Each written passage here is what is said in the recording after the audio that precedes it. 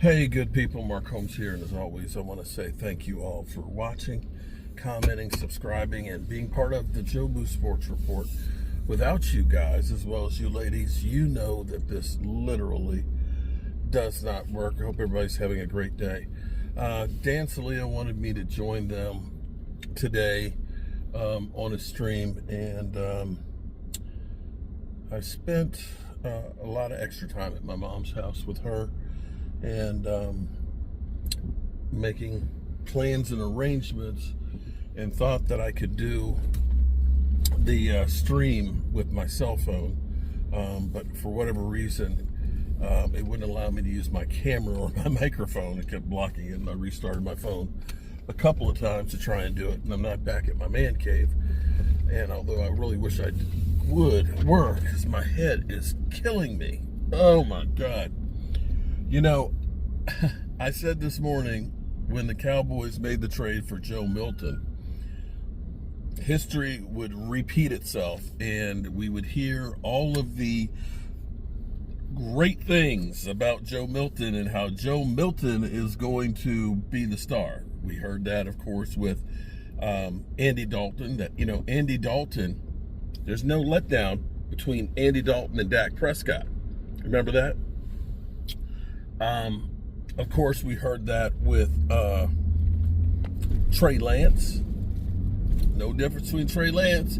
Sugar Trey just needs, you know, the opportunity. He didn't really have that opportunity with the 49ers and things, you know, so of course that. And of course, we've heard it with Skip Bayless talking about, in Rush we trust. In Rush we trust. We always hear this. You know, it's amazing how a guy who was a sixth-round draft pick, whom the New England Patriots signed Joshua Dobbs to a contract and figures he's expendable.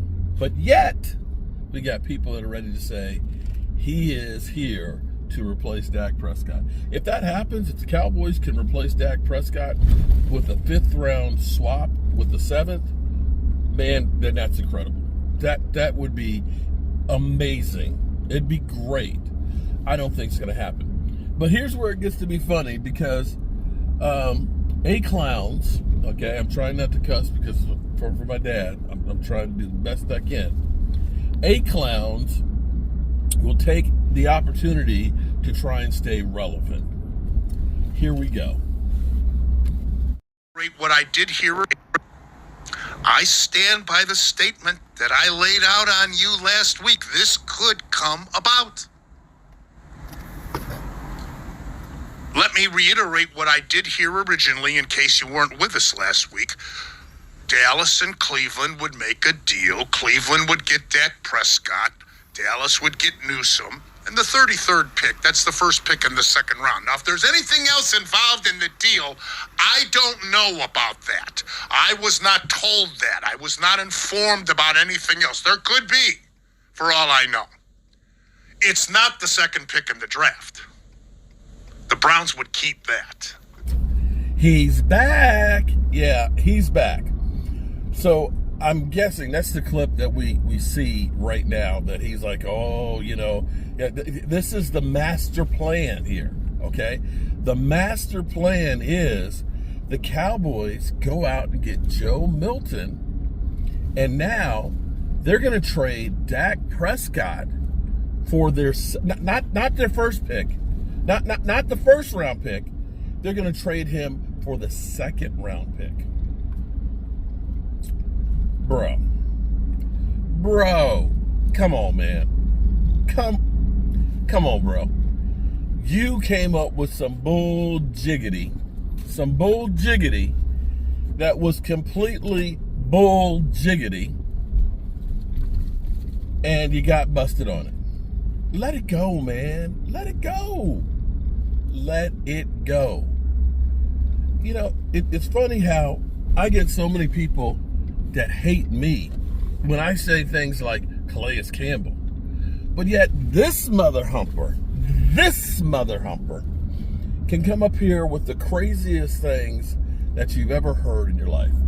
That Joe Milton, a guy who hasn't started a game, he played in one game, that the Cowboys are ready to take on a $146 million cap hit to get rid of Dak Prescott, to trade him to the Cleveland Browns, who, mind you, owe a boatload of money to their last great mistake, Deshaun Watson. Seriously, people? Seriously? Where do we get this garbage?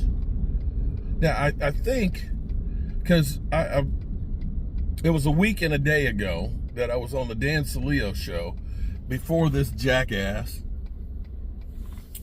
Jackass is okay, because my dad would always call people jackasses. Jackasses is okay. All right?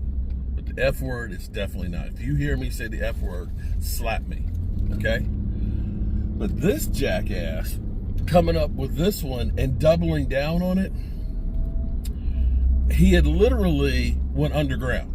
That literally he disappeared for a week, only to resurface and say more dumb jiggity. He's not the only one. He's not the only one. We had on Law Nation's chat, I was on his live stream, we had people that are like, yeah, man, we're ready to give Joe Milton a chance, man. You know, we can just go ahead and get rid of Dak. Dak ain't got nothing. This guy, man, he's giving me hope.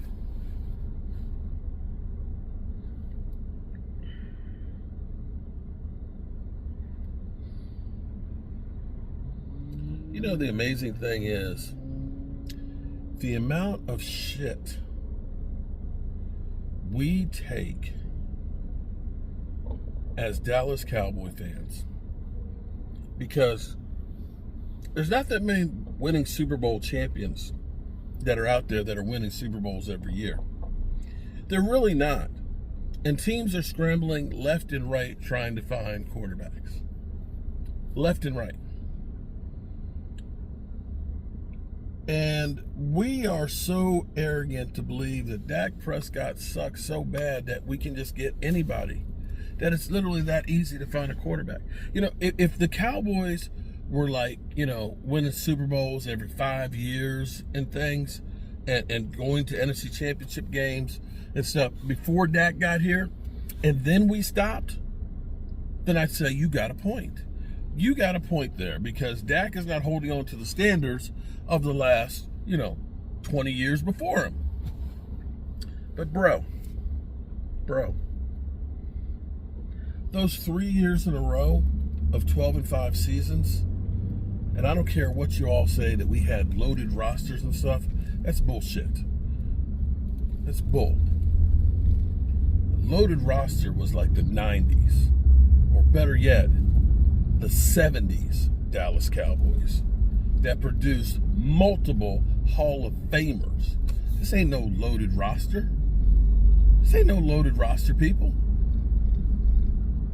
Do you realize, as good as Micah Parsons is right now, if you put Micah Parsons on the Dallas Cowboys defense, the Doomsday defense, back in the 70s, he wouldn't be a superstar on this team. He would be just another one of the guys, because everybody on that defense was like that. Everybody. And that offense, you had a Tony Dorsett.